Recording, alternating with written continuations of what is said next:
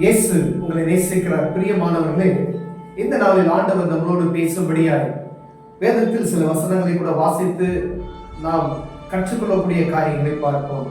அது லூக்காவின் புஸ்தகம் 11வது அதிகாரம் 9வது வசனம், 10வது வசனம், 11வது வசனம் இப்படியாக சொல்லப்படுகிறது. மேலும் நான் உங்களுக்கு சொல்கிறதாவது, கேளுங்கள் அப்பொழுது உங்களுக்கு கொடுக்கப்படும், தேடுங்கள் அப்பொழுது கண்டடைவீர்கள், தட்டுங்கள் அப்பொழுது உங்களுக்கு திறக்கப்படும். ஏனென்றால் கேட்கிறவன் எவனும் பெற்றுக்கொள்கிறான், தேடுகிறவன் கண்டடைகிறான், தட்டுகிறவனுக்கு திறக்கப்படும். உங்களில் தகப்பனாய் இருக்கிற ஒருவனிடத்தில் மகன் அப்பம் கேட்டால் அவனுக்கு கல்லை கொடுப்பானா? மீனை கேட்டால் மீனுக்கு பதிலாய் பாம்பை கொடுப்பானா? அல்லது முட்டையை கேட்டால் அவனுக்கு தேலை கொடுப்பானா? பொருளாதவராகிய நீங்கள் உங்கள் பிள்ளைகளுக்கு நல்ல ஈவுகளை கொடுக்க அறிந்திருக்கும் போது பரமபிதாவானவர் தம்மிடத்தில் வேண்டிக் கொள்கிறவர்களுக்கு பரிசுத்த ஆவியை கொடுப்பது அதிக நிச்சயம் அல்லவா என்றார். பிரியமானவர்களே, ஆண்டவராக இயேசு கிறிஸ்து சொல்லுகிறார்,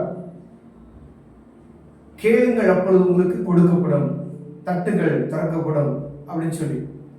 ஆனா நாம் கேட்கிற விதம் எப்படி இருக்கிறது என்பதை ஆண்டவர் பார்க்கிறார். பிரியமானவர்களே, ஒருவேளை நாம் ஆண்டவர் சமூகத்துல கேட்கக்கூடிய காரியங்கள் எப்படி இருக்கிறது, முதல் தேவ சித்தத்துக்கு ஏற்ற காரியங்களை நாம் கேட்கிறோமா அப்படின்னு பார்க்கக்கூடிய ஆண்டவர் நம்மளை ஒவ்வொரு நாளும் விசாரித்துக் கொண்டிருக்கிறார். அதாவது நம்ம கேட்கறது என்னதுதான் அப்படின்னு சொல்லி நமக்கு தெரியும்.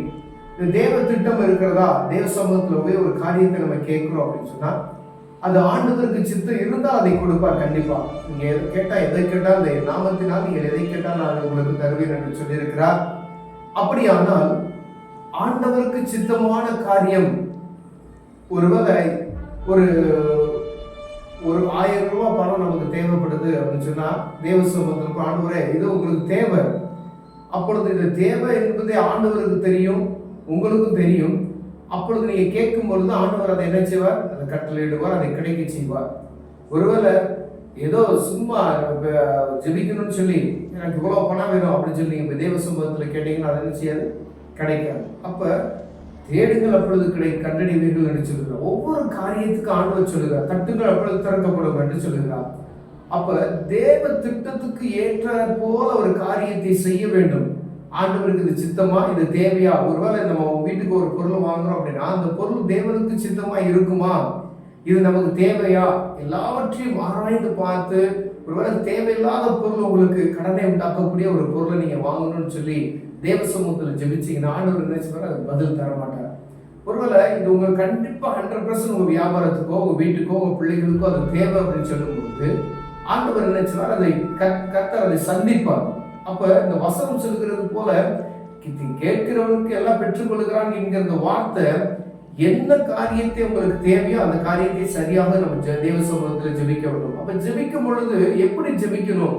ஒருவேளை அப்பா பிதாவை என்று கூப்பிடக்கூடிய புத்திர ஸ்வீகாரத்தின் ஆவியை தந்திருக்கிறார். பாருங்க கீழே அந்த வசனத்துல, உங்கள் தகப்பனா இருக்கிற ஒரு இடத்தில் மகன் அப்பம் கேட்டால் அவனுக்கு கல்லை கொடுப்பானா? மீனை கேட்டால் பாம்பை கொடுப்பானா?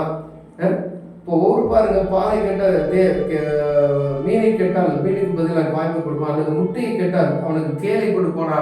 பொல்லாதவர்களாகி நீங்கள் உங்க பிள்ளைகளுக்கு நல்ல ஈவை கொடுக்க அறிந்திருக்கிற பொழுது பரமபிதாவாகிய நான் எப்படி இருப்பேன் அப்படின்னு சொல்லி ஆண்டவர் சொல்றார். பாருங்க, இந்த உலகத்துல நமக்கு கபடமான இருதயம், பொல்லாதவர்கள், நம் குடும்பம், நம்ம அப்படின்னு சொல்லி இருக்கிற நம்ம பிள்ளைகளுக்கு செய்யறதுல அவ்வளவு ஜாக்கிரதை உள்ளவர்களாய் காணப்படுகிறோமா?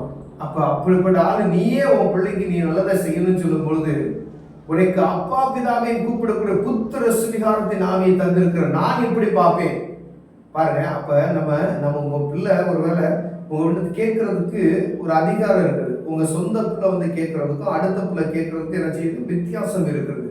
உங்ககிட்ட நீங்க கேட்கிற ஆண்டவர் சமூகத்துல இப்ப நீங்க உதாரணத்துக்கு உங்க உங்க உங்க பிள்ளை வந்து பா இதை கொடுங்க அப்படின்னு உரிமையா கேட்கறான். அப்போ உங்க பிள்ளைக்கு இது தேவை, இதை கொடுத்தா அவனுக்கு என்ன செய்வான்? இது சரியானதை பயன்படுத்துவான் அப்படின்னு உங்களுக்கு தெரியும். அப்படின்னா அந்த காரியத்தை என்ன செய்வீங்க? உடனே அதை வாங்கி தருவீங்க. ஒரு 10 வயசு பயலுக்கு ஒரு பைக்கு கேட்கிறான்னு சொல்லி வாங்கி கொடுப்பீங்களா? அப்போ அவனுக்கு எந்த நேரத்தில் அது தேவை என்பதை நீங்கள் அறிந்திருக்கிறீர்கள். அதே போலதான் ஆண்டவரும் இப்ப சொந்த குமார அப்பா நம்ம சொல்றோம், அதாவது புத்திர சுகாரத்தை நான் பெற்றிருக்கிறேன் அப்படின்னா என் பிள்ளை எப்படி என்கிட்ட எப்படி கேட்கிறான் அதே போல நான் அவர்கிட்ட கேட்கிறேன். நான் என் மகனுக்கு நான் எப்படி செய்யணும்னு நினைக்கிறேன், அதுக்கு மேலாக அவர் பரமபிதா அவர் செய்வார்.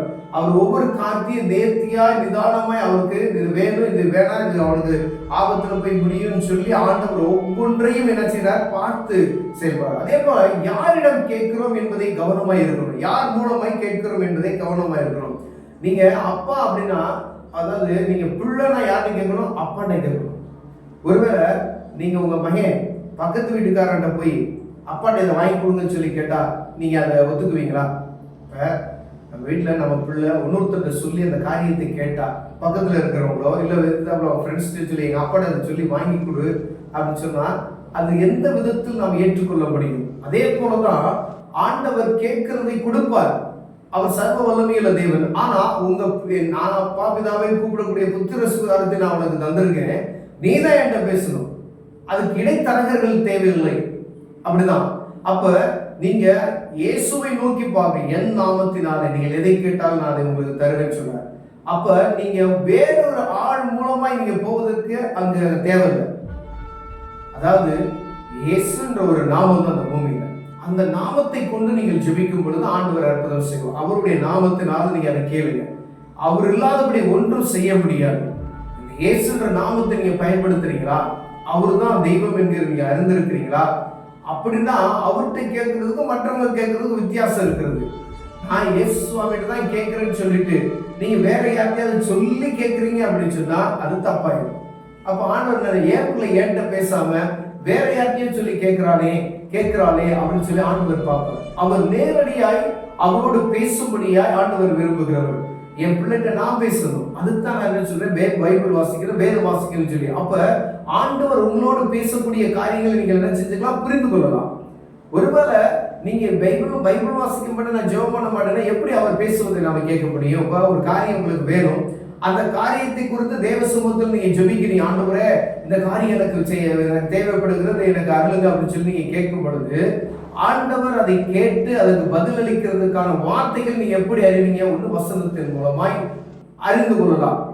இது ரைட், இது சரி, இது தப்பு. இல்ல ஊழியக்காரங்க யார் மூலம் ஆண்டவர்களோட பேசலாம், இல்ல சொப்பனங்கள் மூலமா இவங்களோட பேசலாம். ஆனா நீங்க கேட்கிற விதமே தவறானால், இப்ப உதாரணத்துக்கு புனிதர்கள் அநேகம் பேர் இருக்கிறாங்க, நான் அவங்க புனிதருடைய நாமத்தை நான் அதை கேட்டேன் அப்படின்னு சொன்னா என்ன செய்ய முடியாது, பெற்றுக்கொள்ள முடியாது. இயேசு என்ற நாமம் அவர் சொன்ன என் நாமத்தினால, இப்ப அப்போஸ்தலர் 12 சீசர்கள் இருக்கிறாங்க, பேதுரு இருக்கிறாரு, யோவான் இருக்கிறாரு, தோமா நம்ம தேசத்துக்கு இந்திய தேசத்துல வந்து எல்லாரும் சுவிசேஷத்தை தோமா இருக்கிறாரு, இயேசுவோடு கூட இருந்தார். அவருடைய நாமத்தை அவர் வந்து சுவிசேஷத்தை அறிவிக்க 12 சீசர்கள்ல ஒருத்தர். அவருடைய நாமத்தில் நீங்க கேட்டீங்கன்னா அது கிடைக்காது. அவர் என்ன சொல்லி என் நாமம், அப்பாவுடைய நாமத்தில் நீங்க கேட்டீங்கன்னா தான் அவருடைய முத்திரை. ஒரு ராஜா இருக்காருன்னா அவருடைய முத்திரை முகத்தை பயன்படுத்தினால்தான் ஒரு காரியத்தை நாம் பெற்றுக்கொள்ள முடியும். இல்லை அப்படின்னா அவருடைய கூட இருக்கக்கூடிய ஊழியக்காரனுடைய முத்திரை முகத்தை நீங்க பயன்படுத்தினால் அப்பாவுடைய காரியத்தை, ராஜாவுடைய காரியத்தை என்ன செய்ய முடியாது, சுதந்திரித்துக் கொள்ள முடியாது. அப்படின்னா இயேசுதான். அநேக தீர்க்கதரிசிகள் உண்டு, அநேக சுவிசேஷர்கள் உண்டு, அநேக புனிதர்கள் உண்டு. ஆனா இயேசுவின் நாம மாத்திரத்தை தான் உயர்த்தப்படணும். ஒரு இயேசுவின் நாமம் அந்த இடத்துல உயர்த்தப்படலை, இயேசுவின் நாமத்தில் நீங்க எதையும் கேட்கல அப்படின்னு சொன்னா அதை பெற்றுக்கொள்ள முடியாது. அதாவது உங்களுக்கு ஒருவேளை காரியங்கள்லாம் சந்தோஷமா இருக்கிறது போல தோணும், ஆனா பின் விளைவு என்ன செய்யும், அது பாதிப்புகளை உண்டாக்கிற பிரியம். அப்ப நம்ம கேட்கறது யார்கிட்ட கேட்கிறோம், அதாவது நீங்க பிள்ளை அப்படின்னு சொன்னா யார்கிட்ட கேட்கணும், அப்பாட்ட தான் கேட்கணும். அதை நம்ம கவனமா வைக்கணும். அப்பா பிதாவே கூப்பிடக்கூடிய புத்திர சுவிகாரத்தின் ஆவி நான் எனக்கு தரேன், உனக்கு தந்திருக்கேன் அப்படின்னு சொல்றாரு. அப்ப நீங்க பிள்ளைனா அப்பாட்ட என்ன செய்வேன், தைரியமா கேட்கலாம். நான் பிள்ளைனா அப்பாட்ட என்ன செய்வேன், தைரியமா கேட்பேன். இதற்கு புனிதர்களுடைய நாமத்தை பயன்படுத்தாதபடிக்கு அப்பாவின் நாமத்தையே பயன்படுத்தணும். அதுதான் ஆண்டவர் விரும்புகிறார். அப்ப நம்ம உலகத்தில் இருக்கக்கூடிய பொல்லாத மனிதர்களாகிய நாம் நம்முடைய பிள்ளைகளுக்கு செய்ய எவ்வளவு கவனமா இருக்கிறோம். அதை காட்டிலும் மேலாய் ஆண்டவர் நினைச்சுனா அவர் நான் சர்வ வல்லமை இல்லை, உன்னை நான் பிள்ளையா நான் எடுத்திருக்கேன் அப்படின்னா நான் எப்படி உனக்கு செய்வேன் அப்படின்னு. அப்ப ஆண்டவர் சமூகத்தில் நீங்க எதை கேட்டாலும் அதை பெற்றுக்கொள்ளலாம். அவர் சமூகத்தில் எது வேணும் எது வேணாம் அப்படின்னு சொல்லி அவருக்கு தெரியும். கண்களை அன்பு தகப்பனே, அப்பா பிதாவே என்று கூப்பிடக்கூடிய புத்திர சுகாரத்தை நீங்கள் தந்திருக்கிறேன். ஆண்டவரே உண்மை நோக்கி பார்த்து ஆண்டவரே உங்க அப்பாவா நாங்க அந்த காரியத்தை உண்மை மாத்திரம் நாங்கள் சேவிக்க கேட்க உதவி செய்யுங்க ஆண்டவரே.